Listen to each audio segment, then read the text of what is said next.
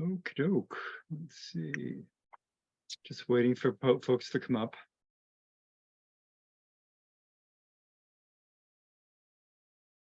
Good evening.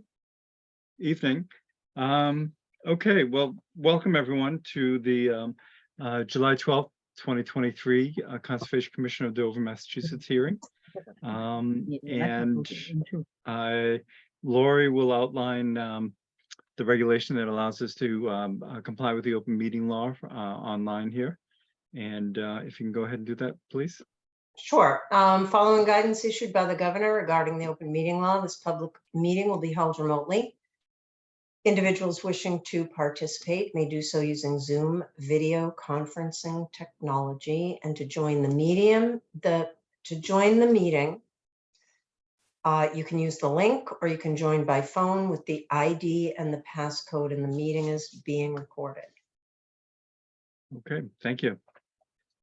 So we have a reasonably light hearing tonight, it looks like. And why don't we start off with a request for determination of applicability with 24 Donnelly Drive, which was a tree removal situation. Janet, why don't you fill us in on the history of this, please? Sure. So as outlined in my report, back in early May, Anna observed and reported extensive tree cutting on this property. She contacted me. We did do a site visit. We spoke with the homeowner, Mr. Yang, who is on the meeting tonight. It appeared that there were a significant number of trees, I think about 30 within the buffer, that were being removed. We did speak on site with Matthew Staubert, who was a certified arborist with Hartney Graymont, who was overseeing the work. He did say, and later confirmed in an email, that in his opinion, due to the condition of the trees and their proximity to the house, that they posed a safety hazard. The commission discussed this at their meeting on May 10th and felt that the appropriate course of action was to file an after the fact RDA, which Mr. Yang has done, that is on the hearing tonight. I did have a couple questions. The site plan that was submitted shows just 6 trees. And my question was, are these new trees that are being requested to be removed, or is this what Mr. Yang believes were removed already in the buffer zone? You asked a question to me, right? Yes. That's what Mr. Actually, it's the Matt and me was he was asked first inspection. He labeled I think it's 29 or 28 trees, and I mark those 6 mark is in the real part, which is close to the wetland, and there's the rest of the tree is in the side of a house, which is way more than 30 feet away from the wetland. That is almost some in front of the house, some is inside the way of the house. So the time I was mark those mark with Lori under the Lori watching, I was just mark that one. So I believe that is where is the commission concern about in the wetland area. That's his only, but totally, I think it is 20, I remember it's 28 trees totally. So Janet, was that, as I understand it, then roughly 28 trees, of which 6 were in the buffer, somewhere between 70 and 100 feet from the stream? Is that in the ballpark of what we're looking at?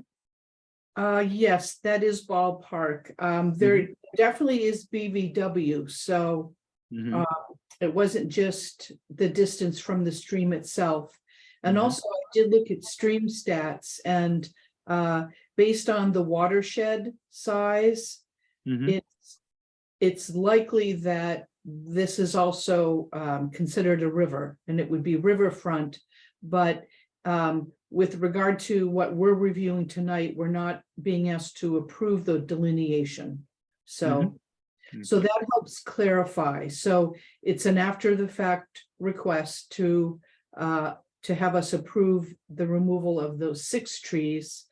And I guess my question, we don't have the diameter on here. I'm not sure if the commission would want to see some replacements. The surrounding area is heavily treed. But with the tree removals that occurred, it's fairly open. So that would be a question for the commission, and Anna knows the property too. I would rely on her recommendation as well, whether to require any replacements on this. Okay, and Janet, your discussion with the arborist was these were predominantly either it sounded like trees that were too close together, too tall, too big, too diseased. We're looking at a combination of things where it wasn't a healthy environment, or Well, certainly the proximity to the house was a major concern. 2 of them, are extremely close, right behind the house. And the others, he did put in writing that it was his opinion that they did pose a safety hazard based on their condition and the location. Okay. And when you grant people permission up to 3 trees within buffers, do you typically have them replant anything? It all depends on the site conditions. I'd say 50% of the time, the homeowner wants to replace and already has a plan to do so. But I'd say it's, few and far between where it's actually required. Right. Okay. And Mr. Yang, were you anticipating planting any trees in the area that you cut these trees down? That area is actually heavily wooding area, and there is many other trees around it. When we would decide, when Matt told me he's thinking those trees need to remove because it is unstable and unhealthy. And so far, I myself do not have any plan to place new trees over there, because that is already very heavy wood areas. So I have to rely on the expert opinion about that one, place tree or not place, because there's many trees around that area. Yep, no, it's clearly, I can see on Google Maps just how heavily treated it is. So I don't, and given the percentage of trees that were taken down that were outside the buffer, I don't see a problem with proceeding with a after the fact RDA approving this. Do the commissioners have anything they'd like to add? Okay. It's fine to me. Oh, go ahead. Amy. It's just, if I look on Mass Mapper, the DEP wetlands come within 50 feet of the back of the house. So sort of anything, even on the side of the house is still jurisdictional. So I'm a little confused on the map that we were given exactly where the wetlands line is. It seems like it's not, it doesn't look as close as it looks on Mass Mapper, but I don't really know because the scale is kind of difficult on it. Right. I see, I mean, I just see an area that's completely overgrown with trees. Yeah, no, I think there's a lot of trees everywhere. Yeah. I'm just, relative to the buffer. relative to the number of trees that Anna says were in the homeowner say were cut, Mhm, I'm thinking that a lot more than 6 were jurisdictional. I see. I kind of The, have the same question. I think we are unlikely to be under like more than 50%. There are still some like big oaks and maples there. So Mhm, unless I'm deeply wrong, I don't think replanting is required. Always lovely. But I also thought there were probably more jurisdictional trees mhm, for the okay. records. Well, I think given the site visit, the letter from the arborist, the preponderance of existing trees remaining, and the fact that our RDA, if we issue a negative determination, would make it very clear that uh, we're not accepting that delineation as a formal delineation of the wetland. I think that seems like that would allow us to properly deal with this and then just Dr. Yang, you'd any future tree cutting, you would be contacting us before? Is I do not have any further tree cutting needed because Mhm. based on the Matt, his opinion is he only is labeled those tree he believe is unhealthy and unstable. So right now, in my review, is all he doubted stable tree is being removed. okay. So no further cutting Okay. things in that area. I'm just letting you know, things change and years go by. So just in the future, if there's any inclination, then you're directed to have to approach the board and let us know before you take any trees down. Certainly, of course. Thank you, Okay. like Matt, that certainly. Okay, thank you. Any other questions or comments on this? Okay, I'll entertain a motion to close the hearing. Anyone?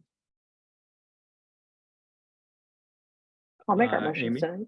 Okay, Oh, you great, go. thanks. Thank you, Sarah, A second?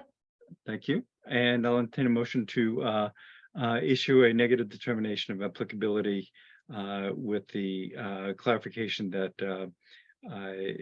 the wetlands, the BVW line is not formally accepted. Oh, John, Yes, I'm sorry. I also had a question as whether we want to require our signage and permanent bounds, given the amount of tree removal in this situation. question I have there on lots like this that are still encircled by so many trees and the house is in such a location that the signs might be within 50 feet of the house. Is that a likelihood? Well, the signs could be really anywhere, but I would think at the 50-foot, whereas our no disturb, that would be the preferred location. Right, I just didn't know, well, I don't see much The lawn. 50 feet is Would- gonna be the house. Right, it knows is the 50 feet, it knows, there's not even much of a back lawn, which is normally where we would put these things. At least from what I can see, it could be I'm looking at the wrong time of year. Is there a lawn there, much of a lawn in the backyard? Anna, do you remember? There is- Not the back. Oh, go ahead. There is some lawn, it's not a lot. I mean, they could go at the edge of the lawn. And yeah, I know that, I'm fine with that, and I don't know if any discussion we- with Dr. If we haven't got a wetland line, how do we put 50-foot markers in? That's a little bit, How Well- about edge of lawn, since we know that they're in the buffer regardless? well, I mean, everything from the house forward is 50 feet, is 50 feet. I don't know. Is that I close don't know, to you it? could put a plaque on the house. I mean, if the Mass DEP wetland indicated on Mass GIS is correct, which Well, no, it isn't I wouldn't- always. It does look, it's close, but my feeling is more on, this is a compromised lot, legacy house. Yes, If I there's understand. if there's a minimal existing lawn that is already there, that in order to prevent any further encroachment of lawn, putting two signs where the lawn currently ends would seem to preserve our concerns about any future homeowner or any future encroachment. And we don't have to worry about whether it's 50 feet or anything. It's just a sign that makes it clear there's a wetland buffer and to do no further expansion beyond that. Okay, Does that make sense, Janet? Yep, yes, it does. Okay. Okay, so Dr. Yang, what we're looking at is very often when once people come in front of us, they normally, this is relatively benign, but normally it gives us the opportunity not only for education, but for future preservation. So we require lawns that make it clear that there is no further expansion allowed for the lawn, no pesticides used because you're within the buffer, and no yard debris that can be stored there. And that's laid out in our paperwork that you'll receive, concerning this. I'm fine with Janet. Was there any, before we vote, is there anything any other items that you were recommending beyond that? No, the others were if there were any new trees, and that doesn't apply. So I don't think permanent bounds, I think the signage will be adequate for notice. So just the 3 special conditions, one for each of our sign requirements, and then indicating that we are not approving the delineation. Okay. Okay. Anna, succinctly. Yeah, motion to issue a negative RDA with the 3 permanent conditions about signage and not accepting a formal delineation. Excellent. Second. Thank you. All in favor? Sarah, Aye. Amy, aye. Anna, Aye. and I'm an aye as well. Okay, thank you, Dr. Yang. If you could make sure that you communicate with Lori and somebody will reach out when they send that to you so that we can make sure that the signs get placed. Okay. Thank you very much.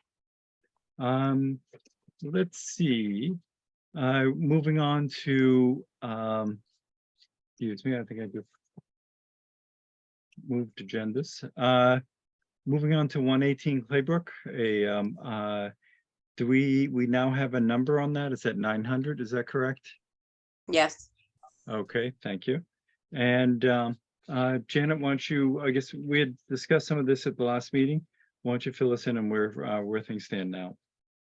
Yes, so all the requested information has been received. We were just holding off for the DEP number. So I do recommend approval of this. Let's see, I had a total of 7 special conditions. Our 2 signage, our permanent bounds, the erosion control with our orange construction fencing. Also a condition, all disturbed lawn areas need to be reestablished as soon as possible after construction. Our condition requiring the monthly progress reports. And then all materials and equipment shall be stockpiled outside the 200-foot riverfront area. And also the applicant has requested application of our grandfather policy. And I do recommend approval of that, and that should be part of your vote to approve. Okey doke. And I noticed on your review, was there a revised cover letter that took out references to a different address? I did not see that. I assume that came into the office. Okay. Yeah, Lori, have you? Or Sorry. Deb, go ahead. No, did you send that out, Deb? Yeah, I did. Okay. And Lori, do you recall receiving that? I don't recall off the top of my head, but I will check the file when I get back in the office. Okay. All right. so If just you make didn't sure get the email, just let me know, Lori. Thanks, Debbie. Okay, great, thank you. Okay, given that, I'll entertain a motion to close the hearing. Motion to close the hearing. Thank Second. you. Thank you. All in favor? Sarah? Amy? Aye. Anna? Aye. And I'm an aye. Then I'll entertain a motion to issue the order of conditions per the items noted. Motion to issue the order conditions with the 7 special conditions as well. Thank you. Second? If you can turn your mic on. Oh, sorry, Sarah? second. Oh, Thank you. All in favor? Sarah? Aye. Amy? Aye. Anna? Aye. And I'm an aye as well. Okay, so Deb, if you can just coordinate communication between Janet and the contractor relative to pre-construction checklist, please. Sure. Okay, thank you. Next, we are looking at 4 Haven Terrace, looking at an amendment to the order conditions, as we've discussed numerous occasions here. Janet, can you fill us in on where things stand at this point? At our last meeting, the board made the decision to hire Paul to do a third-party peer review Mhm. of the proposed amendment request. And I know there was a question whether what the remaining escrow balance was from the previous escrow submittal. Okay, And then we will need to have a formal agreement with Paul outlining the scope of the work. Visit. okay. Lori, do you, this all seemed to come in fairly recently. Do you have an idea what that balance is? I don't. I would know if I were in the office. I didn't know Okay. about this question until just now. I think Okay. one bill was paid to Paul. So there's definitely money left in there. I just don't know how much. Okay. So after the last meeting, Paul was on vacation, but I spoke to Paul this week and mentioned that I think at our last meeting, we recognized that a sort of a global site visit for all parties would be very helpful there. And also Paul is going to get back to us with his schedule. We're looking at sometime next week. And the question I had was before that site visit, has any clarification relative to what's being asked? I am finding this a little confusing in terms of what the original order conditions stated and what was done to date and what is remaining to be done on that order of conditions. And then what is being requested not to be done, and also to do in lieu of on the amendment. Was there a plan submitted that showed the original versus the proposed, or are they 2 separate plans? So they would have been 2 separate plans. We Okay. So we submitted with the amendment. We showed the various areas that we were taking credit for, where the Mhm. garage was removed and the area that we were going to be restoring. Mhm. And we had more than a 2-to-1 replacement for the 792 square feet, I think it was, within the lawn that was part of this project. Mhm. The historic fill was what we were looking to compromise on. Mhm. So I did have all the different the numbers in the amendment submittal. So it seems as though the commission is looking for the numbers from the original versus what we're proposing now in Mhm. some kind of table. I think that would be Um, helpful, just because one of the things is I hear about the 700+ feet that was was the garage, is that correct, or that neck of the woods? What is that or is that referring to the proposed restoration that's hydrologically connected to the bend in the stream there. All right, so the area that was filled as part of this project was Mhm. 792 square feet. Okay, so if I can just interrupt, Mhm. the overall project seemed to be in the thousands of feet. Was that correct? No, not as, I mean, as far In as the term- fill, that Mhm. was the extent. Sorry, go Okay. ahead. No, I Okay. just, so I'm just, I, you know, a $700 square foot restoration is not a $35,000 bill. I recall there being more filled area behind the garage and areas that needed to be, So that's the historic fill that you're talking about, right, and those, yeah, not part of not the this amendment. project. What I'm, so Well, what I'm just trying the to, original project. right, There was 792 square feet of fill approved for that project. And oh, then a fill the, as opposed to restoration. correct. Got it. So Okay. that is what was filled. So we're showing on the plan how 756 square feet of wetland was reestablished where the garage was removed. Mm-hmm. Then we were also taking credit for another area where the wet meadow is now, that is reestablished wetland area. We're proposing a replication area of 530 square feet. I had met with Paul out there and he had helped me delineate this area where it would make sense. Mhm. And it was only going to drop at about 6 inches. Mhm. And we were also going to be removing some debris in that area. And we're also proposing an invasive species removal plan on the entire site. Mhm. There's also a buffer zone planting area, which is along the edge of lawn.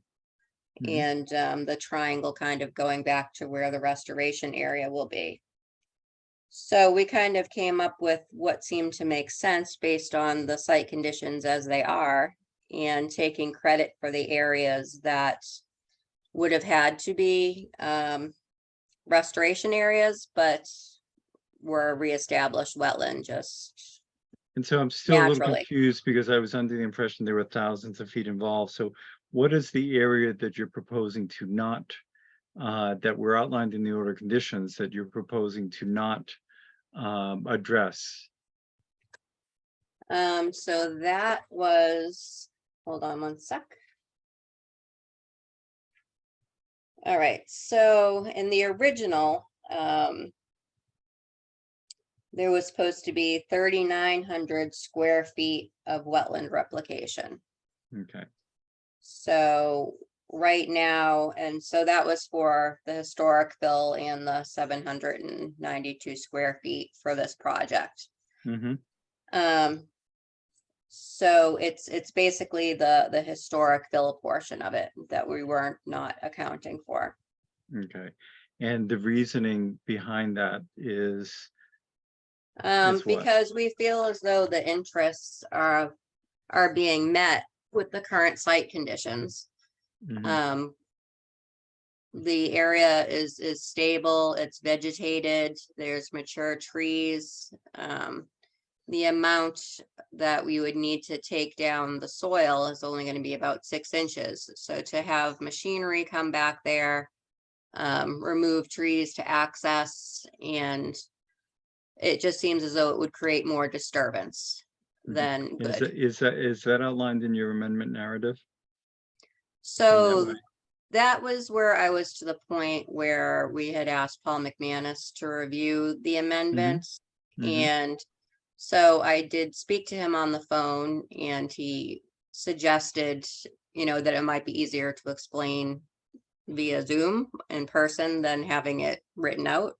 So Mhm. that's what I have done so far, but I am happy to Okay. add that to the Okay. narrative. I But I think didn't know if- where we were standing because we're gonna have another site meeting altogether. Right. So- And I think one of the things that in my discussion with Paul, one of the sticking points I'm hearing is this concept that the state requires a 1-to-1 restoration. And, and that we require 1.5 to 1.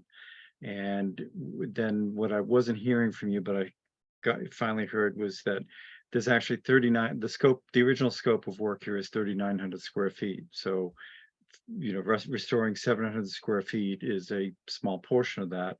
And I want to be clearer on what it was that was being requested to not do and why. I agree. I think a site visit is going to be helpful. My discussion with Paul took to look at that. When we did this, keep in mind, one of the benefits to DeWalt was that that came prior to his coming into the picture was they were allowed to build a larger house on the property because they agreed to all these things here. And that house is there, and it will always stay in that footprint there.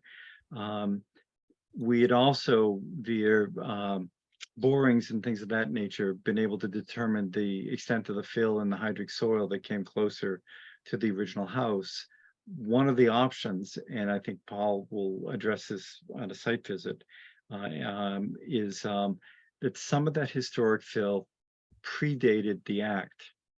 Right. And so I think that may be a way, and again, I've mentioned before the concept of destroying the village to save it, and which is something that we don't want to do. I think we just want to make it clearer in the narrative that component is part of one of the reasons that you're looking for amending this. And I think it may be helpful to note, to get an estimate of what may have been historical fill, as opposed to the fill that's closer to the house there. So I believe that when Goddard first filed this, I think that he had discussion in his filing, the research that they had done about how old the fill was.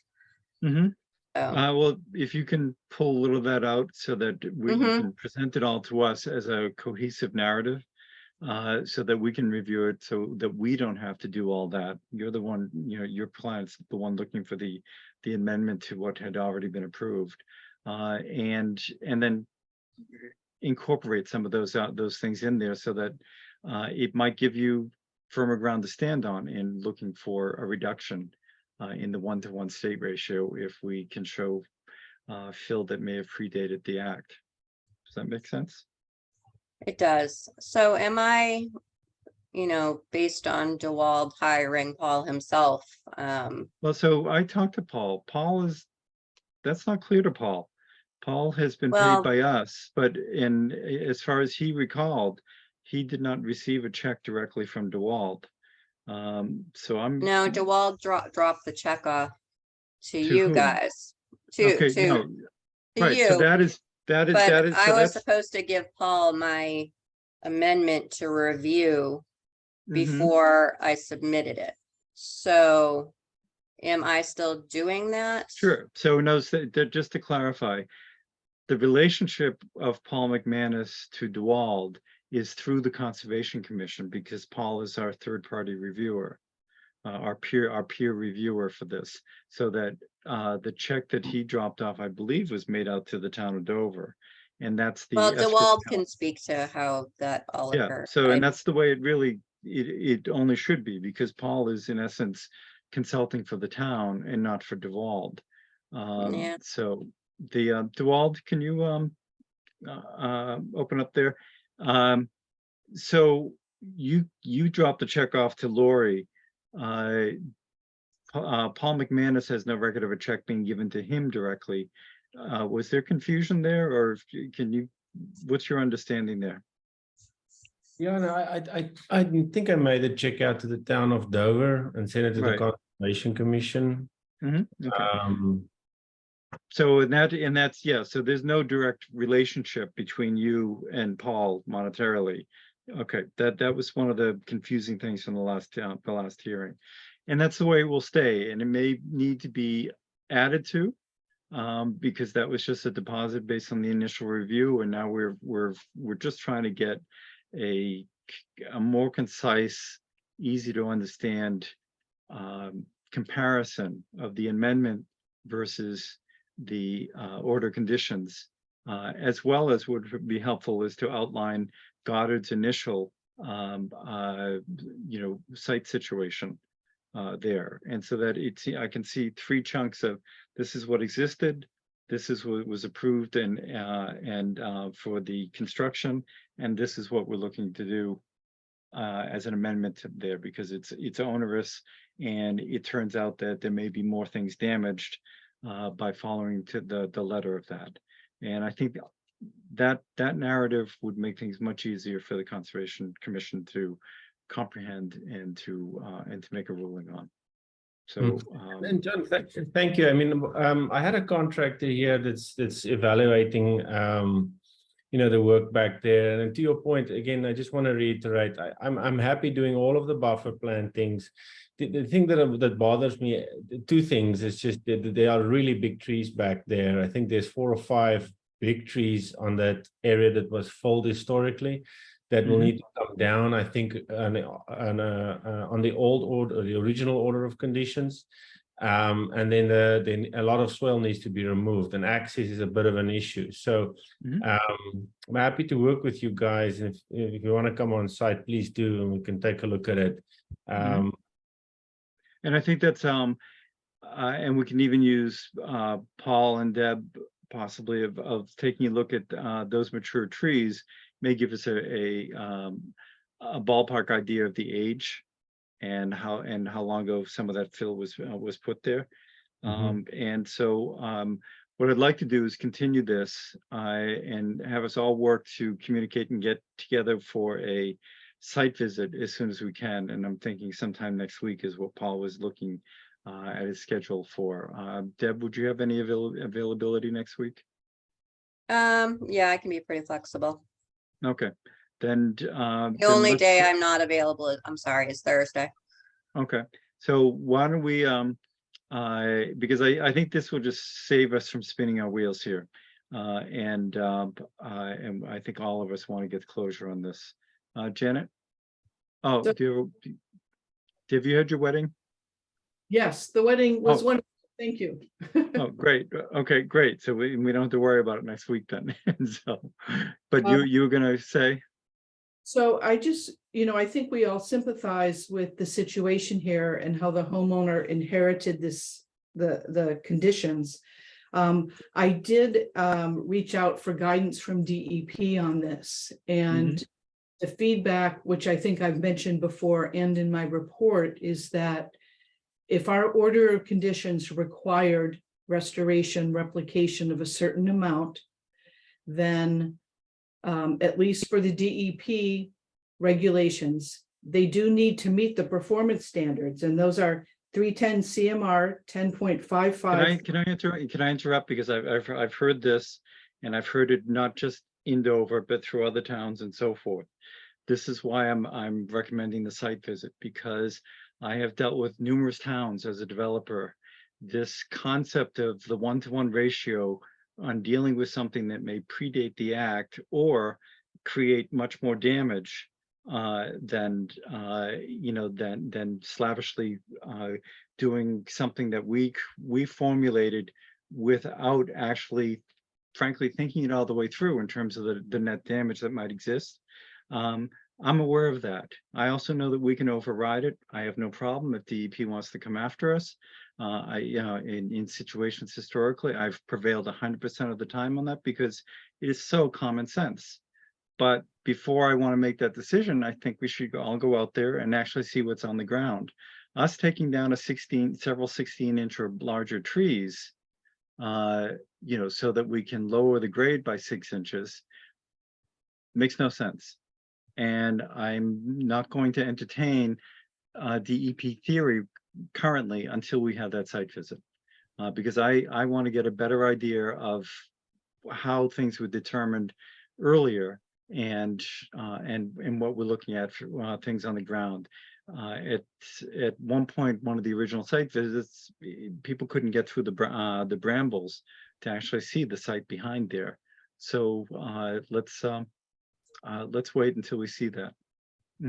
So I just wanted to finish the feedback I got from DEP, which was that even though the performance standards, there's a presumption there of significance to the interests, but if the applicant can overcome those, Mhm. then there is discretion within the commission.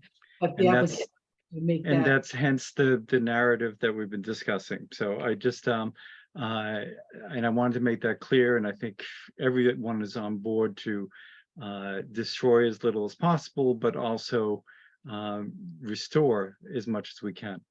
So let's, so at this point, let's continue this to our next meeting. There'll be communication between parties in terms of setting up a site visit. And Deb, if you can work on that narrative so that you're have more of it prepared prior to the site visit, that would be great. Okay, I probably won't be completed until after the site visit, just Right, so I have the that's feedback. why I mentioned working on it. So So are okay. you planning on the whole commission meeting? Is this something you have to advertise, or what are you? Lori, fill us in on, we've touched base on this before relative to site visits.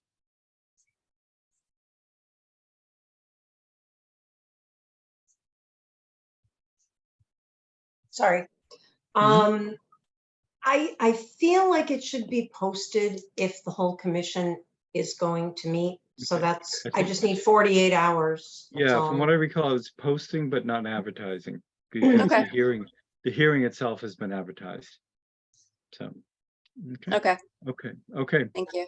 great, thank you. Oh, and and good night just to all. one follow-up with Deb. Deb, you'll submit the affidavit of service? I did. Oh, You should have it. You and Oh. Lori should have it. I did not see that, but was that just a hard copy? No, it was an email. Okay, Laura, do you recall receiving that?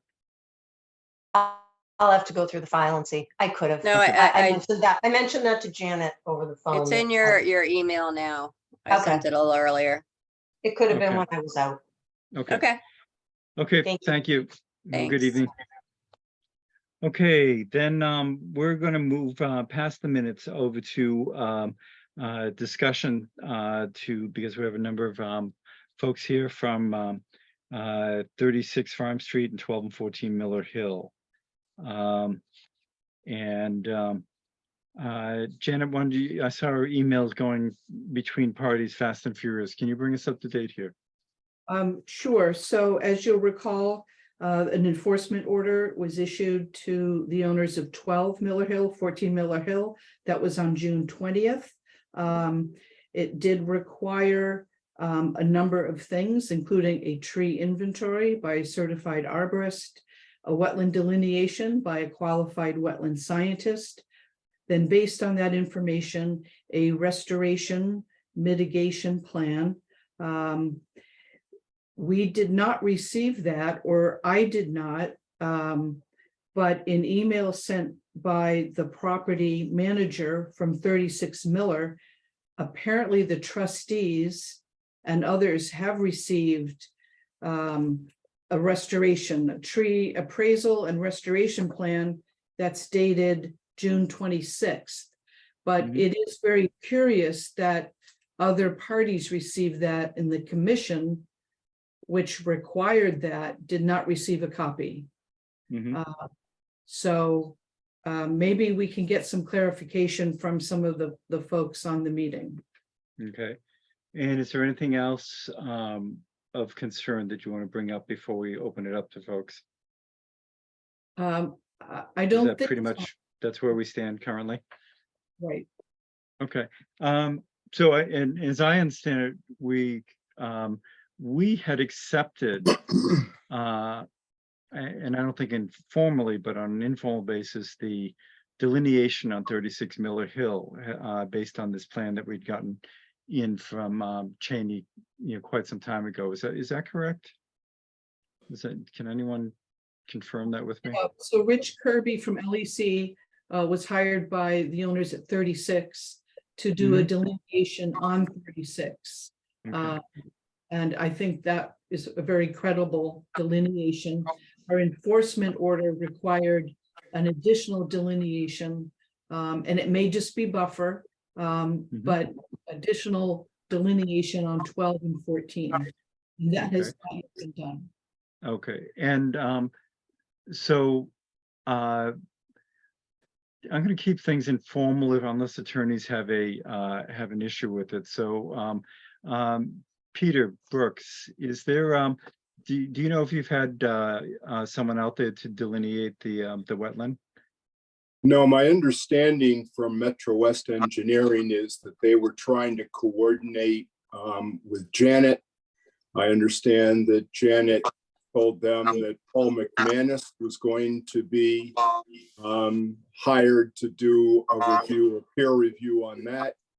And that I thought might be discussed tonight. But at this point, Metro West is ready to go do it. And they're prepared to do it, but we understood that they wanted Paul or somebody from the commission to observe that. So as soon as that can be done, we'll get it done. Okay, I'm not, Janet, fill me in on Paul's involvement on this. So at our last meeting, the commission agreed that we would hire Paul or someone from his firm to review the delineation and do the peer review on the restoration plan. It does beg the question, how could the restoration plan be developed and a tree analysis been done when we don't know what the delineation is? Sort of putting the cart before the horse. So I mean, it's a detailed plan. I have not looked at it in detail, but it seems to me the sequence is doing the tree inventory, well, the delineation first. And in thinking about this more, as long as Paul has reviewed it, then I would feel comfortable in then the restoration plan based on and the tree inventory. So my thought, Peter, and I'm open to suggestion here, but very often we have Paul come in after the fact, and take a look at the delineation, and unless something really jumps out, he just incorporates that into his additional review, as opposed to holding things up with trying to have them schedule things mutually to be there. So I think at this point we're basically looking at the sooner the better for the delineation, and given the topography there, I'm wondering behind 12 and 14 it drops off relatively quickly. I don't know if there's going to be much much disapproval with if somebody just does a normal delineation there. So go ahead.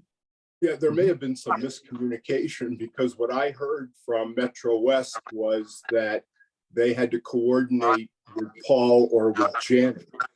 So they were scheduled to go out July 5 and 6, and then they didn't, based upon their conversation with Janet. So if you're saying just go ahead and do it, I'll get it arranged and we'll do it right away. Okay, appreciate that. Janet, did you speak to Metro West? Did you recall?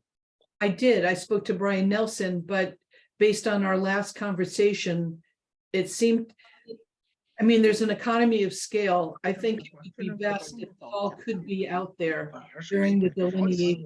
So I know that Paul's very busy. I know he might be able to get somebody. I think this is a pretty standard delineation from what I can see from Google Earth and things of that nature. And we've operated this way before, where they do the delineation, Paul swings by and verifies it, and then if there's an issue, it sometimes can be dealt by phone, and other times they have to meet. But if they do have to meet, it means that somebody did something that was not obvious. So hopefully, if Metro West has been pretty good in the past. So I don't see any reason to get this all hung up on a schedule to look over somebody's shoulder for delineation. Okay. I think the idea of having Paul review it after the fact, as soon as he can, but not having to worry about scheduling, I think that will help us move things along. Okay. I'll get it done. Okay, and if Metro West could just let Janet know that when they'll be doing it, that'd be great. Okay. Okay. Okay, thank you. As far Um, as the restoration plan, Yeah, hold on, Sam. so, yeah, if Janet's referring to the report of Dan Cathcart, I supplied that to council, to the Rollins, and to the trustees. It is preliminary because the wetlands delineation had not been done. But of course, there's restoration proposed for work outside of conservation jurisdiction. So we wanted to get that done and come up with a plan. And once the wetlands are delineated, if there is a jurisdictional issue, then that report may need to be revised. But that's why we did it that way in this case, because it's not just conservation that issue here. We have a problem. We have an issue on upland as well. And I just had a chance to look at this today because it went through the different parties before it got to us. And I understand that. I could that the majority of that deals with things that are outside the buffer. And it was clear that it was going to be revised, certainly discussed between the parties there. And we're not, I think as a courtesy, as this goes along, it's helpful for us to see that, but we're not going to put much effort into the review until we get the delineation done. So I think, but it does make it helpful for us to get a copy, the iterative copies, just so that when people are calling us, we have an idea of where, what's being discussed. Sure. Okay. Thanks. I appreciate it. And then I guess, given that we're waiting for delineation, I got the sense that parties for 36 Miller, including trustees and Ken and Sam and Gregor, were having some issues with the restoration plan. Is that predominantly why you're here this evening? Well, no one's communicated to me in any fashion about that since I sent it out to everybody. Well, we may get a little earful here tonight, but it may not go that far, depending what what it's addressing. Actually, before Sam, you had your hand up earlier. Yeah, thank you, Mr. Chairman. To that point, I think really we just wanted to stress tonight a little bit of our frustration with the process and how, the dates were established for some of these deadlines to be met, and they've been ignored with little to no communication to the Conservation Board at this point.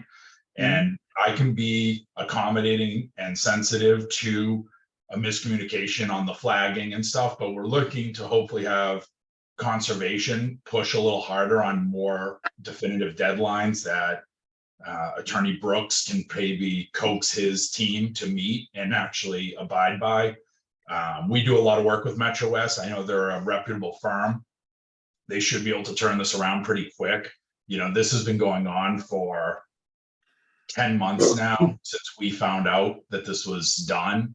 And the fact that, there's still discussion about where is the buffer zone and what trees have been cut is what's leading to, pretty significant frustration on our side and the owners of 36 Farm Street, because, weeks and weeks just keep going by and there's, just no action. And so, yes, we received that. And some of the things in that were a bit inflammatory and upsetting for us to even read. And it may just be on a preliminary level, but the fact that that's being issued without having a verified buffer zone and stump tree removal plan to match up to our Cheney plan is just hitting a point with us that we would ask the commission to please try to escalate maybe the enforcement terms or dates so we could keep this moving at a more expeditious pace. Okay, well, I think we're past holidays. I think we can certainly and we've uncovered the miscommunication. So what I'm hearing from from Mr. Brooks is that they'll be jumping on that. And as you said, Metro West is reputable, so we'll get that done. The other question I heard, someone was saying that, were they mentioning, or did was it represented, or somebody thought it was representing that there were no cut trees in the buffer of 36 Farm Street? If you look at the report, the GIS map overlay is basically alluding to the fact that no trees were cleared within the buffer, which would mean you guys would have no jurisdictional oversight.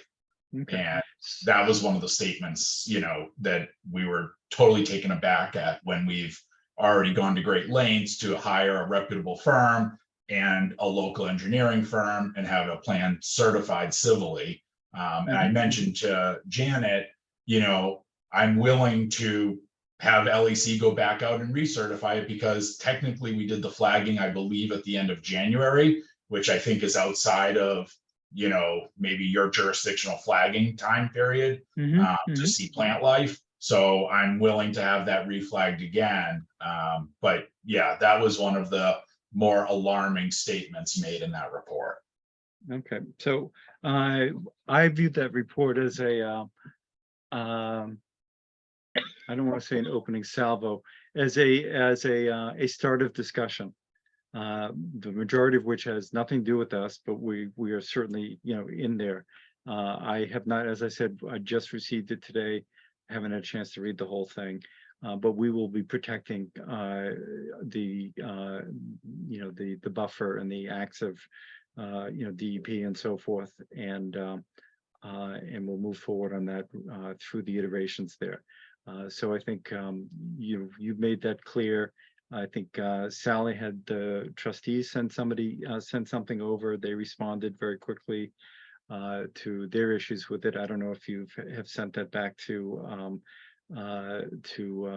Attorney Brooks. Not yet. So, well, you have some fun reading coming up.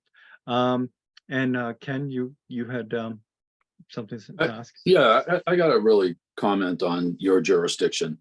This is a conservation restriction on this property that the commission had to accept and the Board of Selectmen had to accept with the trustees.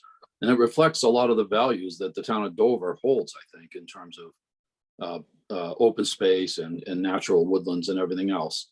When I built this property with Sam, I had to appear before every permitting authority in the town, including the selectmen, the ZBA, planning board, Board of Health, fire department, I just go on, including you folks. And the trustees, by the way. And we did everything we could to adhere to every condition that was put on us. And I think we did a great job. And every year since then, I've had to go out there and walk that property with the trustees to show them that nothing's been done outside the building envelopes, nothing's been done in violation of any of those conditions.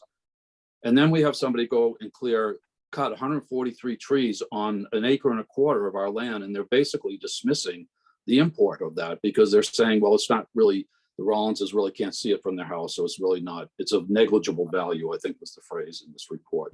And also dismissing the trustees' interest in this because Dover has so much conservation land that what's 1.25 acres? It's not really that much. So I'm just frustrated, you could hear right now, and on behalf of the Rollins, who've fronted quite a lot of money so far in legal fees, engineering fees. We've done everything we're supposed to do in a timely fashion, and we're not happy. I'm just going to tell you that right now. So I think the commission, I'm just going to end by saying the commission really needs to think about those values beyond just the buffer zone values. What are the values of open space and these conservation restrictions that the commission is supposed to uphold, as well as the Board of Selectmen? And we've, I have to say, Janet, what can you fill me in what some of the deadlines were? Because I know that for you, it's Ken and parties. This was something that is 10 months old. For us, it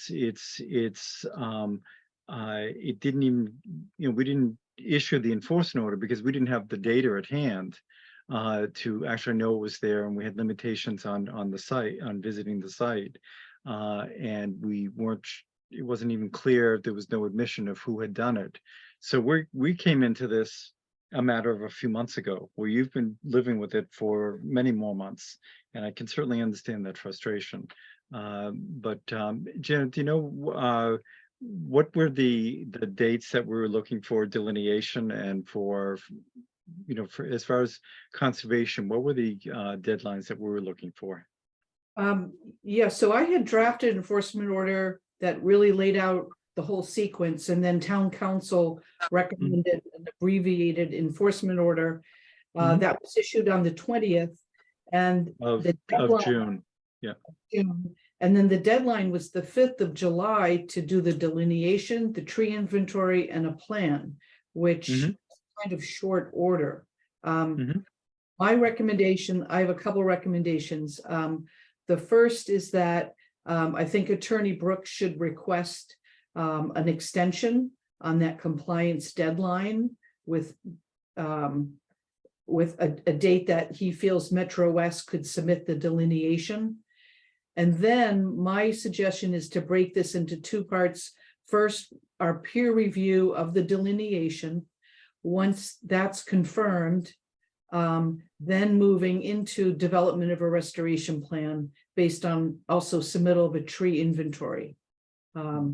So breaking it, actually three steps: the delineation first, have the commission review that and make sure they're comfortable. There's the question of, do we actually want an ANRAD for that so we can formally approve it? That's a question. But then based on where we know the wetlands are, the tree inventory needs to be done of the trees within the buffer. And then based on that, a restoration plan. Okay. So that's So quite a bit of I work. would like, it is a fair amount of work. I think it can be condensed where the delineation and the tree inventory should be able to be handled in the same week. And then if the delineation changes significantly, then they'll have to go out and redress that.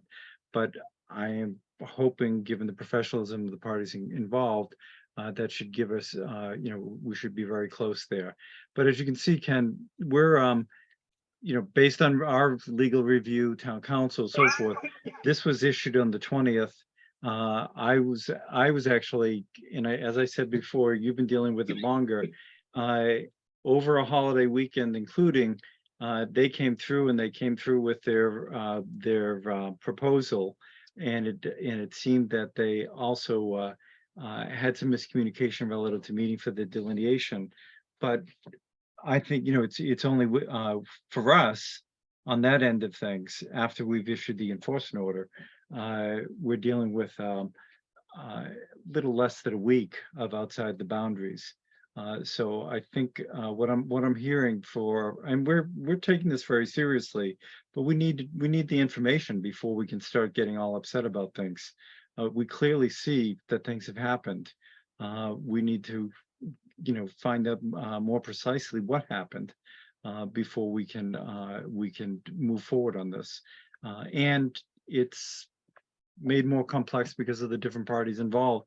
But I think we're on the right track here to get this. And I'm picking the energy I'm picking up from the Attorney Brooks is that they're looking to get this done quickly. So now that we're involved and they've gone through their draft there, which is clearly one of many, and then we'll continue forward, and we don't feel like we've been ignoring anything. We just had dealing with town council injects another 2 weeks. We're trying to avoid this little project creep, and I think we're at a point where we can get some of these things done more readily. Sam. Thank you. Just for a point of reference, I believe Attorney Brooks first toured the property maybe in March. So he's been aware of this for a lot longer. And there was no movement on a lot of this. Also, for a second point of reference, once we were brought aware of this, we engaged a civil engineer, a forester, and LEC, and we were able to compile a team and a plan to submit to conservation to the effect of this project within 3 to 4 weeks. So I guess all I'm asking is, instead of allowing the people who trespassed and wanton and blatantly cut these trees down have free range of a schedule, can we, request upon the Conservation Commission to force them to meet real dates tonight and say, no, we need a plan submitted for the buffer zone in 2 weeks, which I think is fair. I'm willing to, accommodate the holiday and stuff and the miscommunication, but I think Mhm. 2 weeks is reasonable for a buffer delineation and a tree identification plan that we can then take and cross-reference with our team to our Cheney engineering plan. At that point, hopefully the conservation is simultaneously able to review it and accept it as well. And that, Mhm. I just would like, something more definitive. And if they can't do it, if Attorney Brooks can notify everyone that, hey, we've had a problem, we've all lived through 3 years of long, unexpected issues. I'm a reasonable person on that sense, but we would just appreciate the communication back. We are looking to use conservation as kind of the linchpin here in the middle, because once you guys as the legal oversight entity can start accepting things, then it starts to really define and push things forward on anything else outside. But yeah, I don't think, I think we're in vehement agreement. I apologize if it came across that we're willing to let this extend for much longer than our next meeting. I think, what I'm understanding is that that Attorney Brooks will be in touch with the engineering company, and they will get out there, if not this week, next week. I fully intend to set this up so that we have a delineation at our next meeting and submit it prior to. Does that, I don't see the way things normally work. I don't see any issue with that. Do you, Peter? No, I'd just like to say again that we were fully prepared and had a team ready Yep. to go out on July 5th. And based on communication with Janet and Brian Nelson, they called that off, believing that it had to be coordinated with Paul.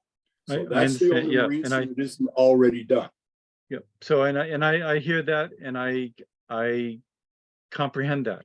And so now I think we're communicating, and I think things will start to snowball in terms of information coming into us so that we can have things move faster and faster on this. Yeah, I think 2 weeks, I think 2 weeks is fine.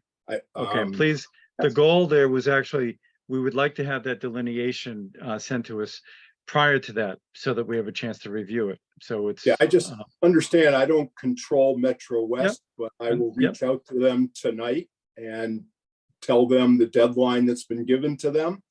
If there's a problem with that, I will immediately communicate that to the commission that they need another Great. 4 days or whatever it is. Okay, thank you. Sally, you had your hand up? Yeah, I just wanted to add on to what Ken had said about, trustees certainly, have issue. I realize that's a preliminary restoration plan, but, prepared by a arborist, not a restoration ecologist. But, we, the trustees, have an obligation, legal obligation to make sure the intent of that CR is upheld and the integrity of that forest and the wetlands are restored. And, for the public benefit. So this comment about that they have negligible value because there's lots more conservation land nearby is quite honestly rather insulting. I haven't, I have, as I said, just got this, and we're now going to be on the CC list for future ones. Obviously something, if that's indeed what it says, it's almost immaterial as far as the Conservation Commission is concerned, because it's not worth the paper it's written on if that's actually what it said. And conservation restrictions, I understand the concern you have about those. We share the same concern. Yep. We're trying to do things on a sequential basis so that we have that data all pulled together before we come out and start arguing about a plan like that we hadn't received yet. Yep. So we're not, again, we're in vehement agreement about the importance of this, and every acre counts. So no worries there. Attorney McGregor, you had your hand up. Thank you and good evening. This last discussion for the last 10 or 15 minutes has been salutary because I think I see the commission tightening up. I think I see the commission tightening up on enforcement following the recommendations of such as MACC and the like, which are these. see if the applicant acknowledges responsibility and agrees to cooperate, which you got weeks and weeks ago from Mr. Brooks in his first appearance to the commission. Involve the responsible parties in crafting an enforcement order, deciding whether to issue one and to require it, but telegraph what it will require and see if they would be surprised by it. And because of your discussions at prior hearings, meetings, it was not surprising at all, nor is it surprising to knowledgeable lawyers and landowners that you need a delineation and you need a tree count if there's been an allegation of tree cutting in a wetland resource area or the buffer zone. So there's no surprise that there had to be the delineation and a tree survey. You issued an enforcement order after many weeks, and it had a deadline of just after July 4. But the responsible parties never got in touch with you saying that's a little tight, we can't do it. That's not true. There was communication with Janet Bowser, and that's where there was the concern about the peer review being on the ground at the same time. I see. First I ever heard of a peer review. First I ever heard that the deadline could not be met. I don't even know why what we got wasn't sent to the commission as a courtesy copy. What I'm saying is this. It'd be good if the commission would tighten up in the following ways. Like you just did, Mr. Chairman, after 10 minutes. You nailed that you would like to have the rest of the tree survey and the wetland delineation before your next meeting.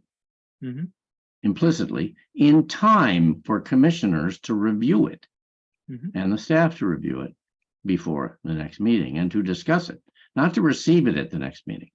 Secondly, it's a good practice to write a confirmatory note or letter that someone has agreed to do that. It's a good practice in enforcement to just write it down to confirm assurances, promises, expectations. So I recommend that. I recommend that as a general practice. I recommend it specifically here because here's my final point. You made the point, you made the observation that this is on track. My view is this train has not left the station.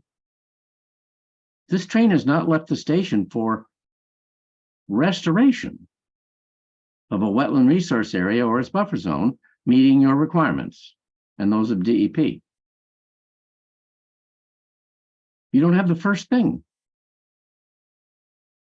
in an objective, near final form you can rule on. Now, at a previous meeting, maybe two previous meetings, we said, well, you all come out and see if the LEC line back January is okay.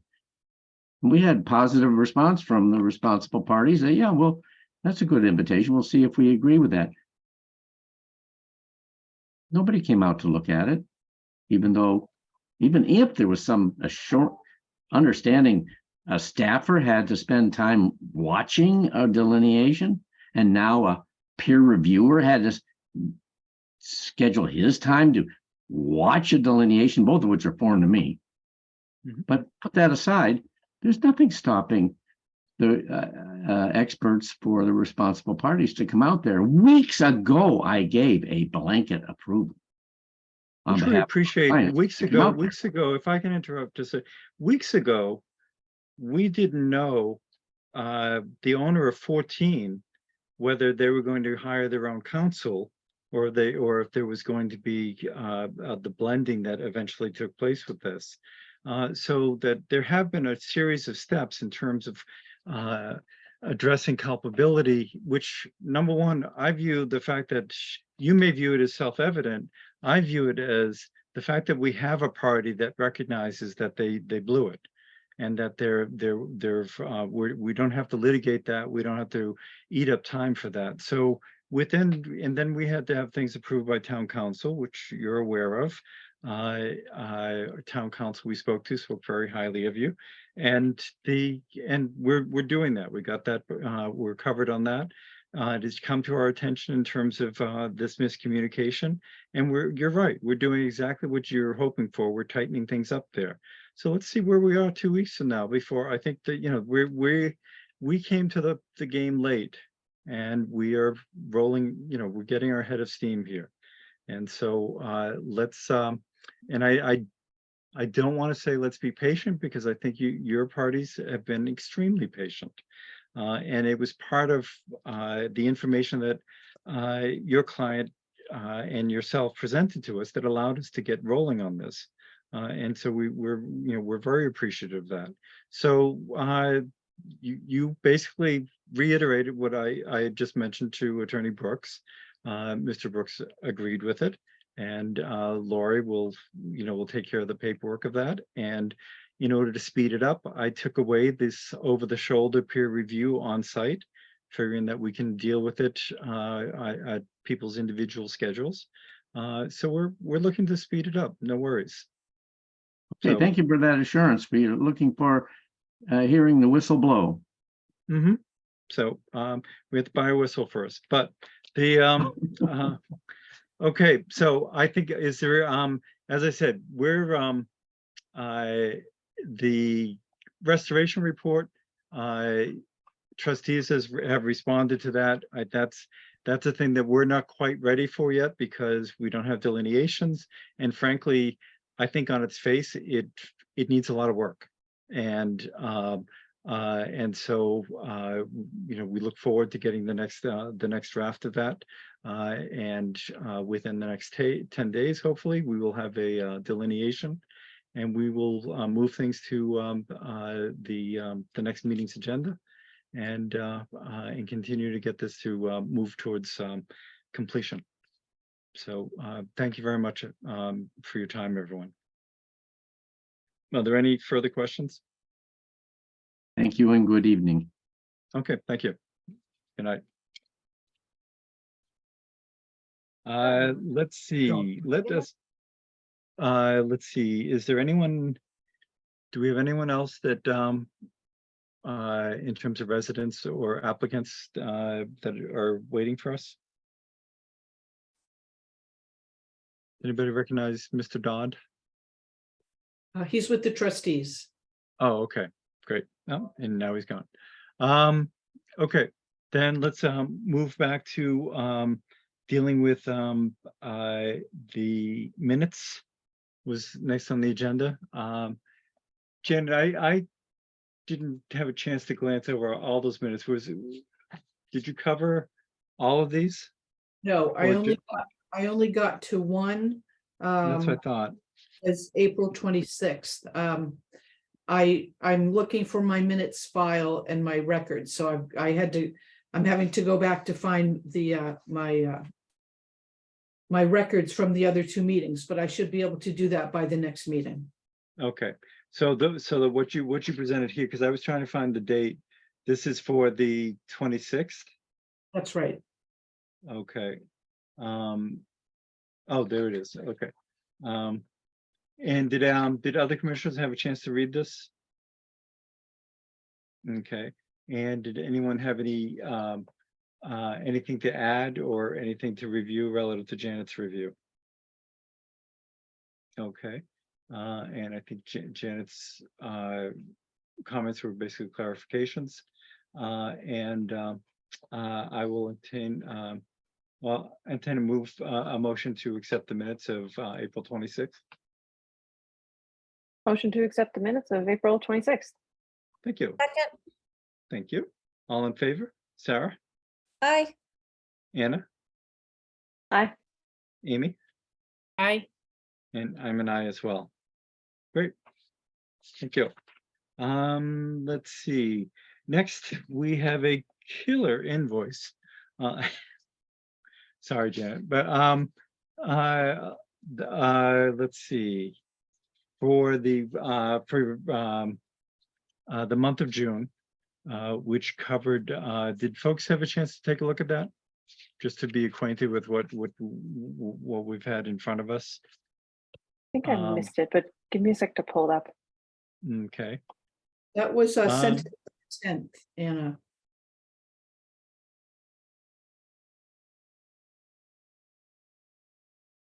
I will say that I said in my message that this was the heaviest workload since I've been serving as agent. So, but as you can see, the next couple meetings are going to be quite a bit lighter. So, but you know, we have absolutely no control over that, who files what and when. So, No, we had, and we were aware of the multiple NOIs that we had in front of us several meetings ago that you had to review prior to. And I think you squeezed in a lot prior to that wedding, and it's appreciated. I did not see, I mean, as always, just by my nature, I would like to see some of these be less money, but I don't see any reason to question what is in front of us. And it was a heavy month. So I vote to a motion to accept the invoice and pay the invoice for the month of June for the consulting agent. Second. Okay. You're yes. moving, right? You're moving Well, I it? am Yeah. moving, but I didn't know, but Janet's interrupting. Is there something you'd like to take out of this? I didn't know if you had to specify that it would be paid from the I am W. going to do that. I would do that after the fact. So, thank you. So, given so moved, anyone want to second that? I believe Amy seconded it. Okay, Yeah. thank you. All in favor? Sarah, Aye. Anna, Aye. Amy, Aye. and I'm an aye. So next is Lori, what are our have we zeroed out the last year's budget for management and consulting fees? Or actually, So we paid the last one with the line item budget. It still has to be charged to professional services, and then there's a negative, but the overall budget, yes, that was covered by the trail maintenance and the land management. And Okay. in addition to that, the latest invoice for David Dodsworth for behind 46 Springdale is in for payment too. So Okay, and this that- would that come was- out of the wetlands protection account, Mhm. which will leave a balance approximately in that account of 37,497. Okay, That's So- approximate according to Mhm. the town account. right. Okay, you're right, because and do we have any other well, some of the other small funds that we have enjoin us from using them for this type of service, is that correct? You I'm know, not sure what you mean. like the Adams Fund or some of the, Why would The- we use? Yeah, I Adams don't for think, well, no, part of it is it's a matter of what we have for funding. So basically at this run rate, we will be using up the WPA funds next year. Okay, so it's just, I'm just letting people know that we have had this as a fund that we can go to for overages. And we're going to need to increase our consulting budget with the town and come up with, good reasons for that. So right now we're going over budget. Haven't we just started a new fiscal year? We have, no, so I'm just letting you know that come 9 months from now, we'll be anticipating the same issue, but we should be ready for that prior to that. I'm just, and Janet's mentioning, and we are always hoping that this will be for at least for the next month will be much lower, but we're just seeing a run rate that is not sustainable, but we've been able to sustain it because we've had access to some other funds. Why don't we go to the new town manager and We will, yeah, we will. ask him for some more money? I mean, That's what I was gonna say. we're gonna have some 40Bs coming, and Yeah. so Yeah, no, I'm just making it. it's not public gonna so it's that- not gonna get any less. No, And so I'm just I letting, think they're I'm just letting you know that in terms of what we have for available funding, we have a finite amount, and that's precisely why I brought that up, so that we do go to town management and we do make them aware earlier rather than later, and try to work this out proactively ahead of time. Yes, happy to that's my point. advocate for it anytime. And so Lori, on this though, this does this payment for services in June basically go into our fiscal 24 budget? No, because this is the Wetlands Protection Act and this is a rolling fund. Right. If Mhm. we were taking it, that's why we wanted to pay May out of the line item budget. Right. If this was coming out of that, I'd have to encumber the money somehow. So if we're paying this out of the out of the fiscal 24 budget, could it come out of the fiscal 24 services? budget? No. It doesn't matter with the Wetlands Protection Act if it No, I comes understand out. that. I'm just saying we're acknowledging this for last fiscal year, but we're looking to pay it in this fiscal year. You can't do Jan- that. No. Okay, The service so- was done prior to July 1st, so it has to come out of the 23 budget. okay, so that's what then technically puts us in the negative. And because even though we will pay for it, it will, like you said, in our professional services budget, it will show as a negative, and then those funds will then be alchemically moved over somehow. Is that? Yes, I was told that what we have to worry about this year is just that our overall budget is not in the negative. And the town accountant has said, put it in professional services so that it shows that that's where the money is going and is needed. But next year, they're going to be more stringent with it. I don't think we can do this again next year, have a negative in professional services, I mean. So, But will like we show- Janet said, it's not under our control. But I think then, like John said, we have to ask for more money ahead of time. But I don't Okay. have any control over who makes budget decisions. I'm just Yeah, telling we you. can't what I'm- just, we can't just say that it's not under our control. We still have to find the money for it. We know if it's not under our control, which it kind of is. to a Right, well, certain let's extent, go to them yeah. and say our run rate is this, and therefore, you need to allocate some more of the Board of Selectmen. And slush we funds to did us. that 2 years ago. We did that and they said, oh, no worries, we'll move the money over. Last year, they said, oh, we'll get on that and we'll figure out a solution, but then they had turnover in the town management position.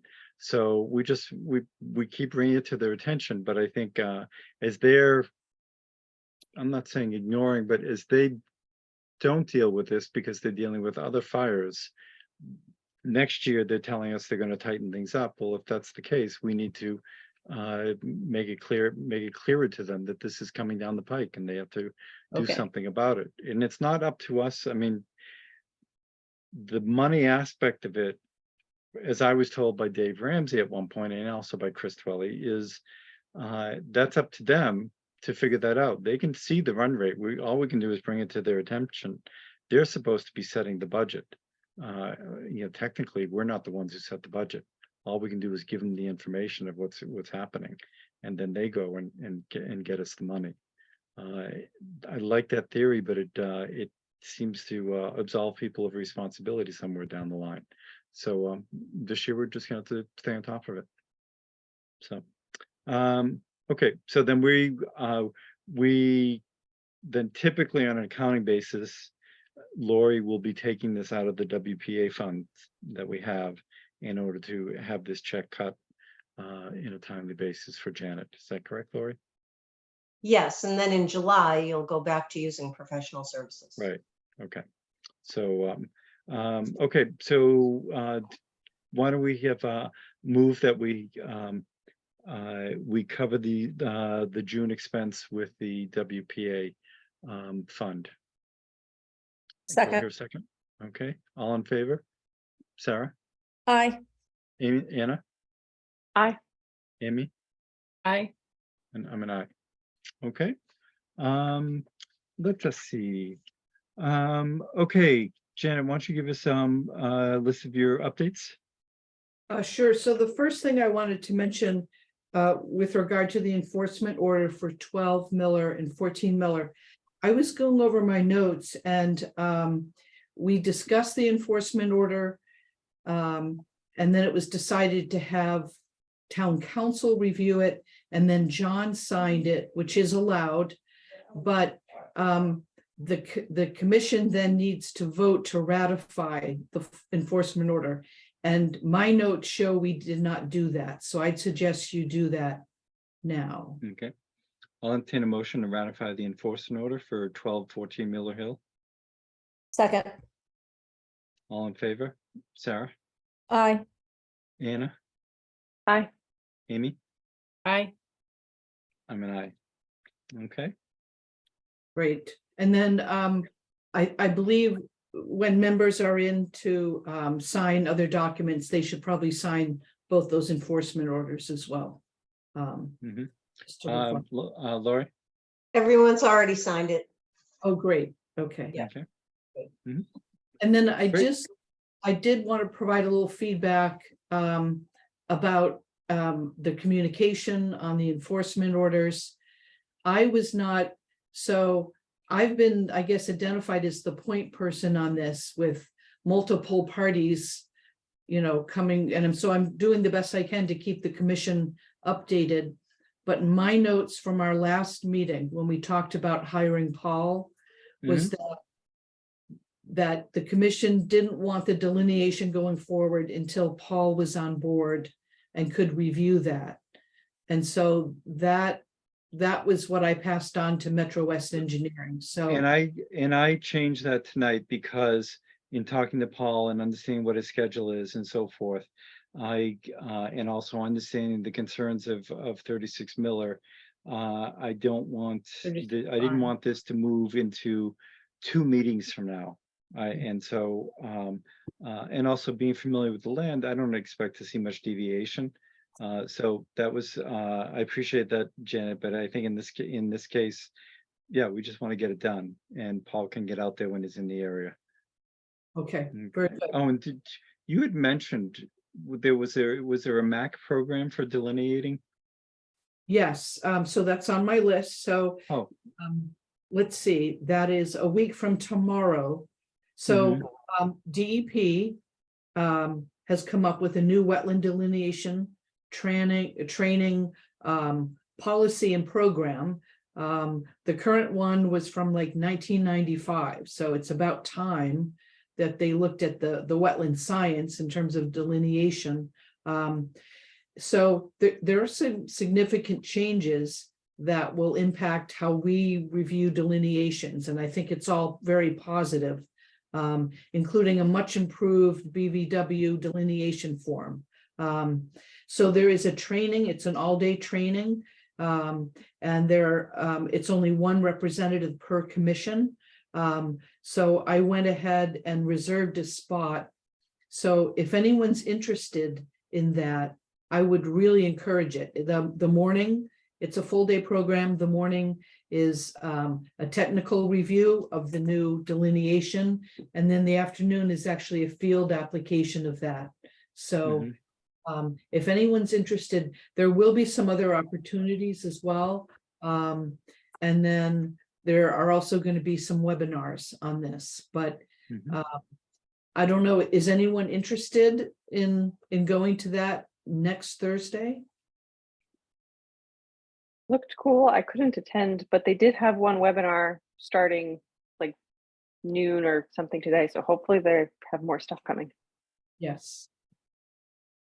I'm just looking at my calendar. And that's in Acton. And if you haven't been to the Acton Arboretum, that's where the field portion of it's going to be. It's a beautiful property. And do you know what the hours are? 8:45 to 4. Yeah. So yeah, it doesn't look. I can't make that. But is there anyone else who? It is kind of quick notice, but and Janet, have you gone through a delineation course yourself? I have been through many, yes. Because I thought at one point you issued a reservation about your doing delineations. So I'm very comfortable with delineations by vegetation, depending on the conditions. If the soil conditions are straightforward, but you get into sandy, loamy soil and it gets very complicated. And if you don't have a degree in hydrology and hydric soils, it's very tricky. So, And is our bylaw specifically vegetation only? no, but there's a presumption that vegetation alone can be used, whereas Mhm. DEP favors soils and then confirming with vegetation. So Mhm. looking at both of them together, I think it's, you know, it's our standards are very high for our delineations. No, I think, yeah, as I recall, we predominantly go by vegetation, but that we, for example, Fairhaven is a perfect case where they had overlaying wet lawn. And it was the soil that changed that delineation there. But the vast majority of times we seem to go by vegetation in town. But I was just curious. So so it looks like we won't have anybody who can make that.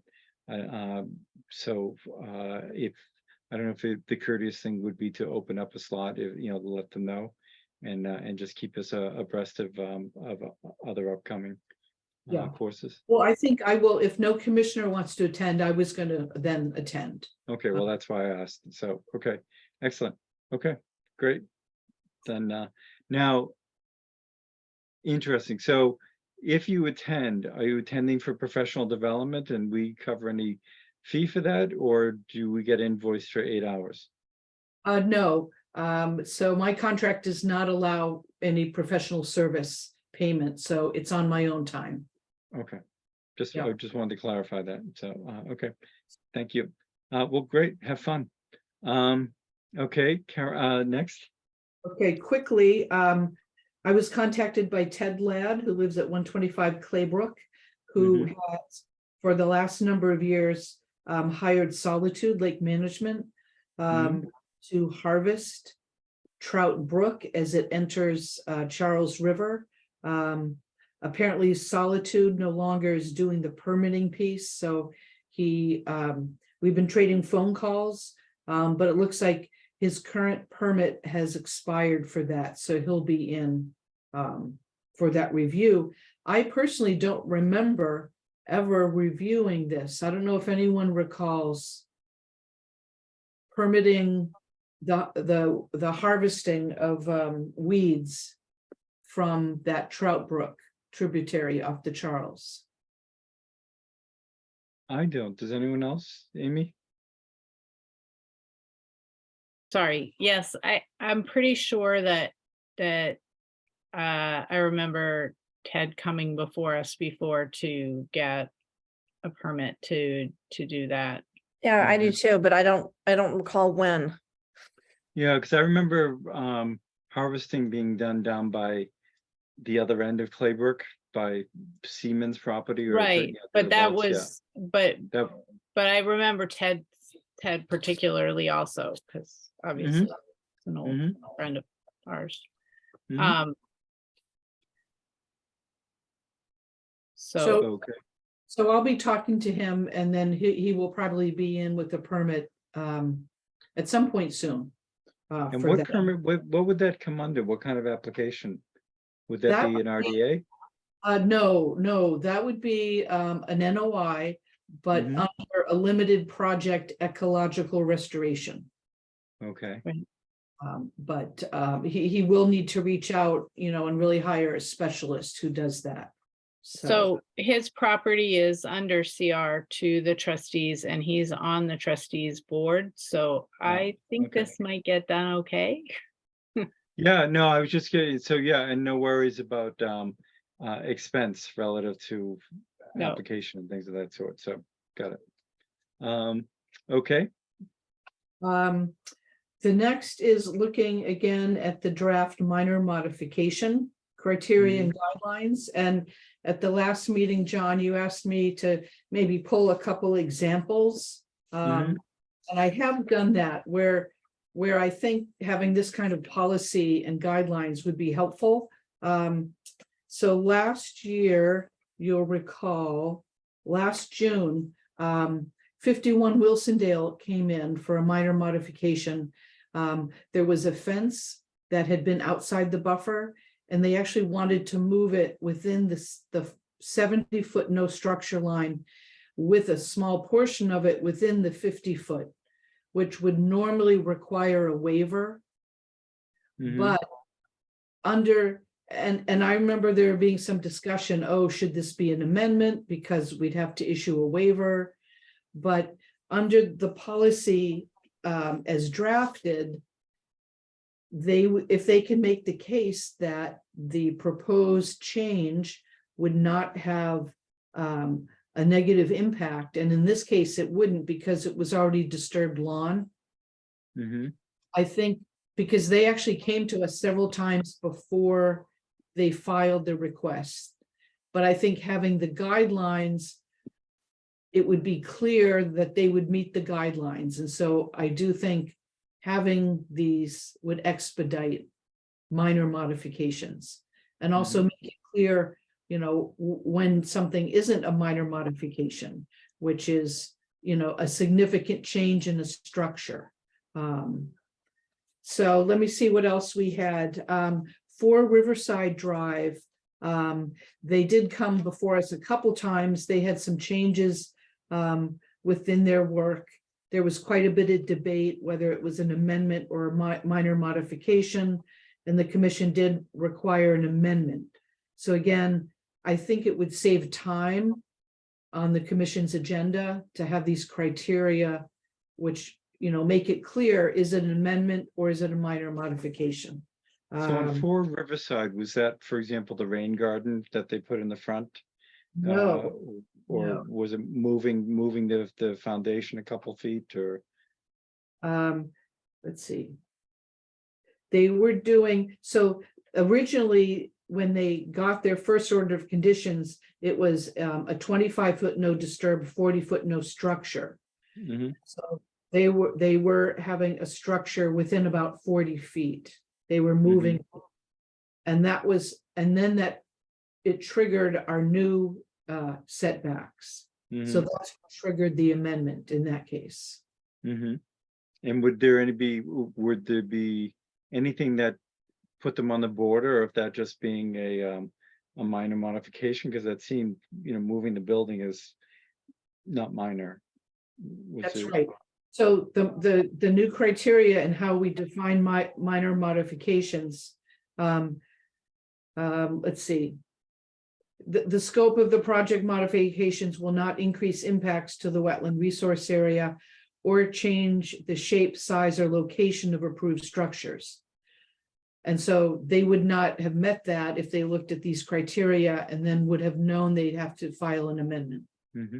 So now I think one of the questions I had relative to this was the concept of somebody who has an order of conditions, and then they're expanding their porch by a few feet.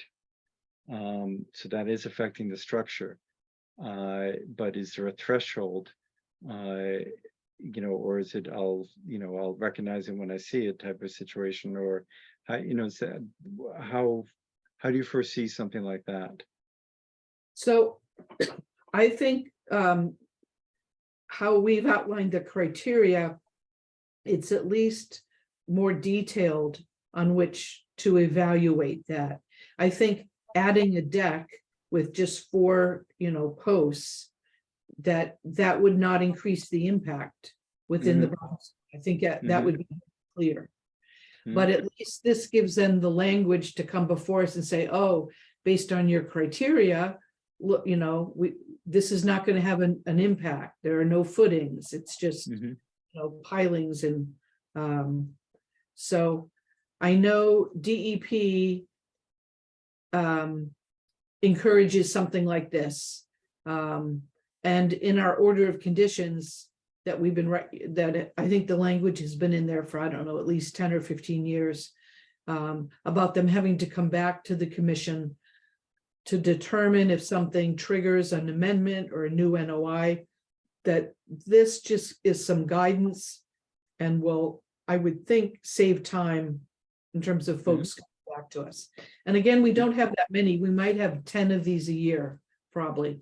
We had about 10 last year, of minor amendments or minor, minor Changes. modifications. Yeah. and did, when you first sent this out, did you send any, comparisons of how other towns have this, treated? So the other town, I Is it found, Ashland? yeah, Ashland, Mhm. it's extreme, it's similar. Theirs is a little stricter. I modified language a little bit to give us a little more discretion.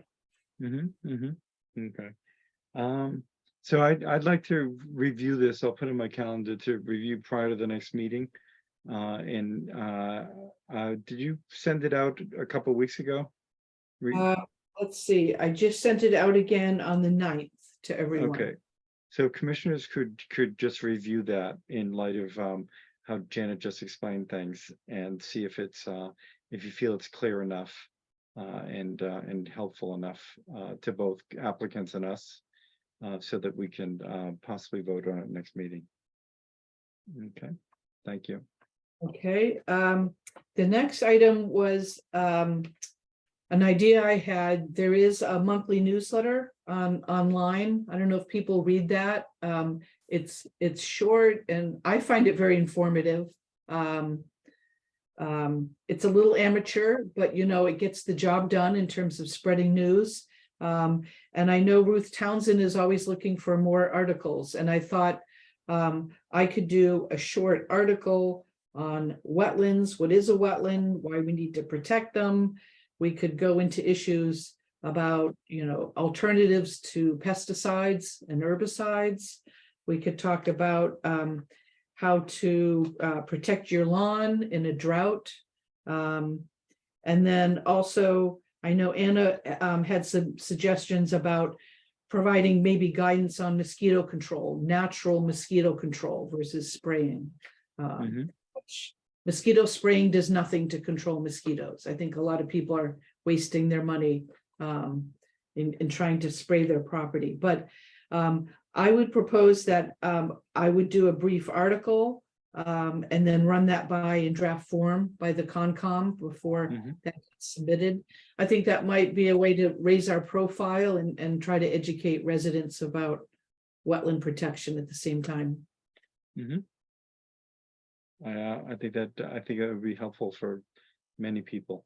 So Yeah, thank agreed. you. So let's look forward to the first iteration. Okay, great. And that'll be a pro bono effort on my part. And if anyone has, Then I'm really looking forward to it. and if people have any suggestions for topics, please let me I know. think you outlined several. I think the good place to start would be wetlands and what they bring to things. Well, I think, when you have to file with us. yeah, but I think first let's butter them up and let them know why it's such a nice thing. And Well, then- yes, at the end of the article, don't forget to Yeah. file. Right, exactly. So, Or at least just just have them call, if you think you have a wetlands on your property and you're planning on doing something, call the office and see if there's any way that we can help you plan it better. and I think for some of the soft things, I think the presentation that they did at Powasset for Hale, there were some things there that incorporated woodlands, wetlands, benefits to society and the community, that type of feel to sort of blend in there and sort of reinforce that's why they moved here in the first place. Which brings me to the question of when we would like the commission to get that presentation.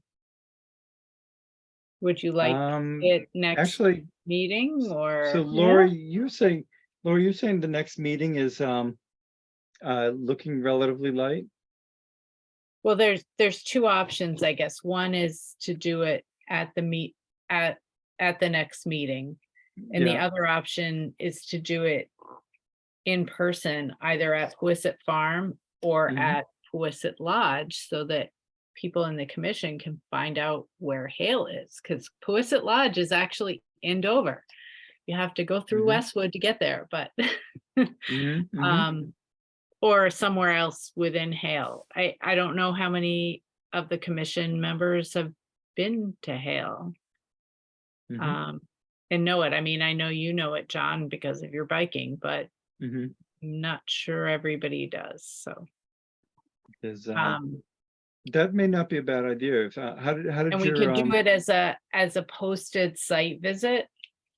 So we could, oh, right, so that we could all get together, yeah. so we can all get Um, together and we can talk and Mhm. if people want, it would be wonderful if people from the public showed up. I would be, Yeah, we'd yeah. be more than happy to accommodate them. We might even post it on the Boat Hale site that as an upcoming event. So that we I think- could get some members of the public to join us. I don't see a problem with that. I think that's rubbing shoulders, and answering questions and stuff like that would be great. I mean, we could have Um, a in-person meeting, but it just seems better to schedule it separately as a site visit. If I'm not mistaken, I don't believe there are any new filings or official public hearings, so we could have our next meeting in person at Hale. And as long as it's open to the public, you post that under the open meeting law, and we wouldn't have to have two separate meetings. That would be our Oh, meeting. okay. I mean, it's totally fine with me. It's just when we have plans to look at. Or if there's stuff, for 12 and 14 Miller Hill that we need to. Yeah, that's, If we so have people that would normally zoom in. I think we need, that's why I'm reluctant to do it as. yeah, I think meeting. having it separate from a Concom meeting may be better. It's only an hour. It's not it's not a lengthy meeting. I think the idea of having it there is, I mean, Powasset Farm is very nice. But I remember you referred to Powasset Lodge, and I'm not, I don't think, I know I've been by it, but I have no idea what it's like inside. It's at the end of the usable part of Carby Street. But Mhm. basically Carby Street like loops all the way around and comes back. So it's on the edge of One of the ponds. Noanette or Powasset Pond, whatever the bigger Yeah. one is. Mm-hmm. I always So- get them confused. I guess Mhm. it's Noanette Pond. But Mhm. it's the one that burned down that they had to rebuild. They came before us to rebuild it. Right. Mm-hmm. So, It's there, or they have another one's called the Trading Post, which is a little shorter drive once you get in there. They have a barn right near the entrance where they have music and Sarah, there are several places within Yeah. Hale. Yeah, I mean, What's I'm around all this whole month. I mean, the Okay. next 2 months. So it just depends on. That's So all. a late afternoon, early evening type of thing? Sure. Okay, great. Then, yeah, why don't you, Amy, if you take the lead on that, I think we're open to it. So should I get some times from DA and Rob and Eric and Mhm. do a doodle poll or something? That would be great. Oh. Yeah, if you want to do that, sure. If it, it's between 5 or 6 people, so. Although the idea of opening it up, well, no, we don't need the impact for. No, we the just need public, to so- make sure that enough of us Sure, are that gonna makes be it there to worthwhile. make it Sure, worthwhile. yeah, okay. Okay. Can we move back to Janet? So the next is I had sent out an email on the 5th about a stream restoration tour. It's being sponsored by the Charles River Watershed Association, but it's along Fuller Brook Park in Wellesley. And that was a $6 million park and stream restoration project that I worked on. So that is tomorrow starting at 10. I don't know if anyone's saw that and is interested in going, but I think Charles River Watershed is going to tape some of that, so we'll have a record, but Okay. it's a really interesting project. It had a little bit of everything in it. It was naturalizing some streams that had been straightened Mhm. under the Work Progress Act back in the 50s. Removal of a lot of invasives, as well as putting in some park features, some playgrounds, a lot of rain gardens, and a little bit of everything. It was really a fun project, and it turned out really well. So When did they do that? that wrapped up about right when I was retiring, it was starting to be implemented. So that was about 4 years ago. Mhm. I've done a lot of dog training along there. Oh, it's a great walk, isn't it? It's a great walk. It's beautiful. Like I'd meet my trainer at the clock tower in Wellesley and we'd cross the street and go. Hmm. Yeah. Yeah, it's a real varied. Sometimes you're really in the woods and over the boardwalk, and other times you're like in the middle of a playing field. So, yeah. Mm. Yep. And then I wanted to mention the Claybrook Road Stabilization Project is going to be kicking off. There's a pre-construction meeting next week. And so you'll be hearing more about that.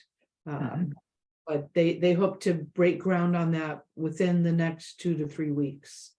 And then finally, some of you probably saw my email about that. This is the first time I've heard of this, but I think Amy had heard about this 40B project off of Junction Street. I've heard of it. Yeah. I heard about it yesterday. so Yeah, no, it looked like Not much in advance of when you did. yeah, it became fast and furious, but very recent. Mhm. Yeah. And big- that's Pulte Brothers. Where do they get their water? Any My guess idea? is Medfield. They're right at the Medfield's, but Medfield's short on water, so not sure where they're gonna get their water. Mhm, Well, where mhm. does the high school and the middle school, do they have wells? Does the town have wells for the schools out there? I don't know. I would guess so. I don't know. Yeah.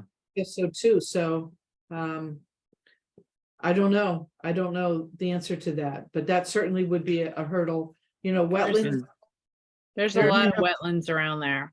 Yeah, so it was around, I think Carol said it was around 30% or something. And but I think the other thing too is where do we stand relative to, since Red Robin, has moved in, or they're on the way.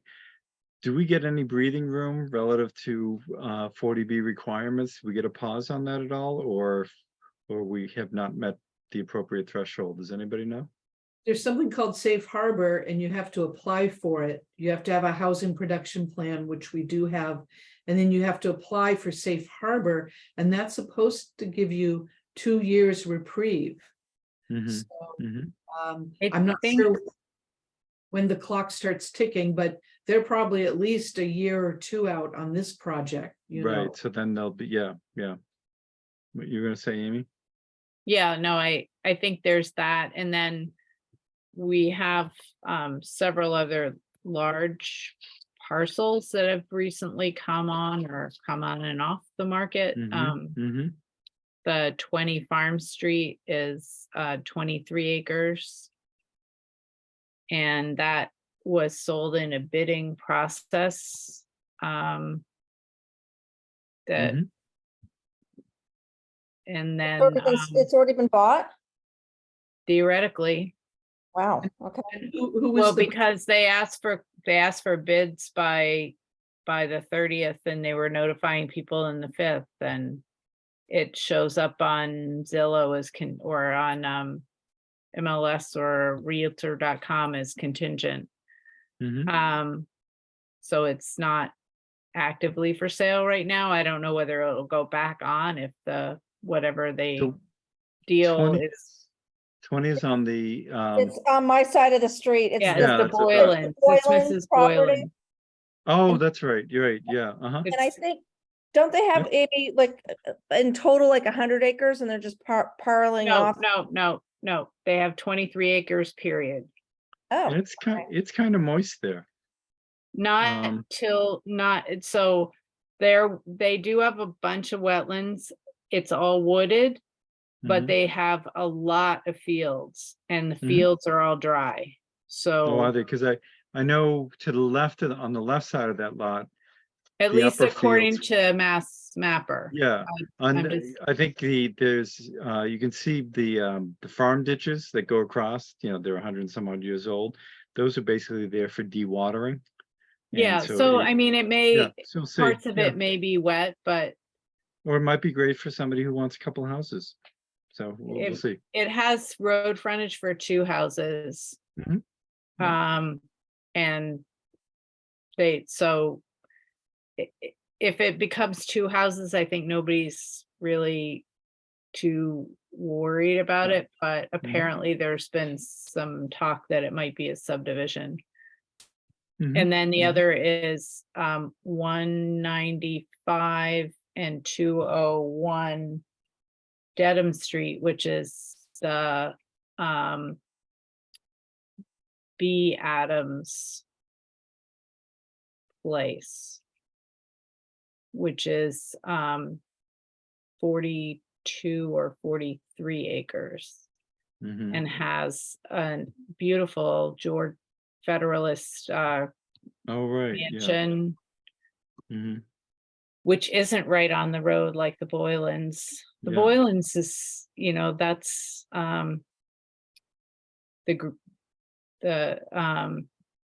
that's a beautiful building, but it's so close to the road. I don't know whether Right. anybody's gonna restore it. Whereas the Adams one, it is a beautiful location as well.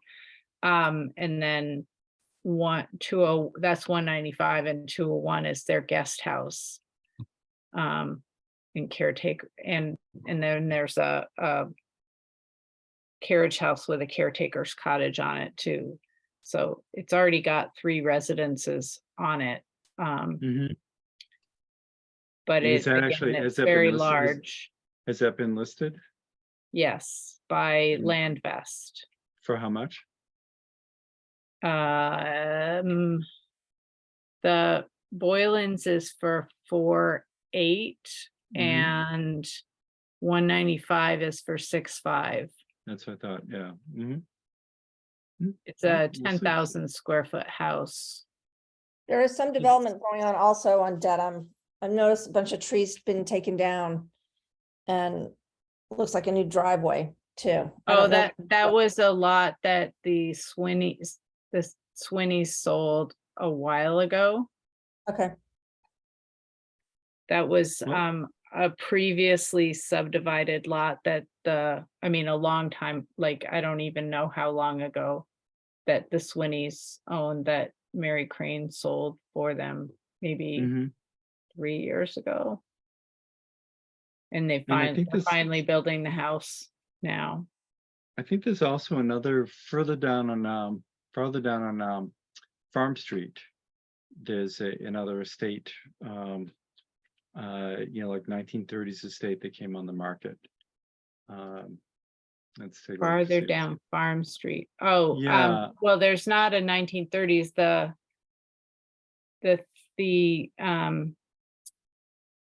52 farm, which is a Yeah. new house No, it's on not a that, no. very narrow strip of land. Next Yeah, to I thought the it looks Sips. like it came and went.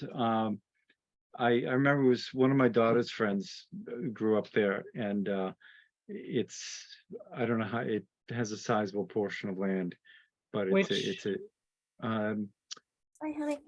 I'm gonna trying to go. remember if it's Lynch. I can't remember if I'm not sure of the last name. Lynch is Not, at the corner across from Bridge Street. yeah, but in the woods, quite a long driveway going in there. But Probably. anyway, just something that had come to my attention, and Oh, well, I'll check it out. yeah. Always looking for new transactions to add to my list of properties.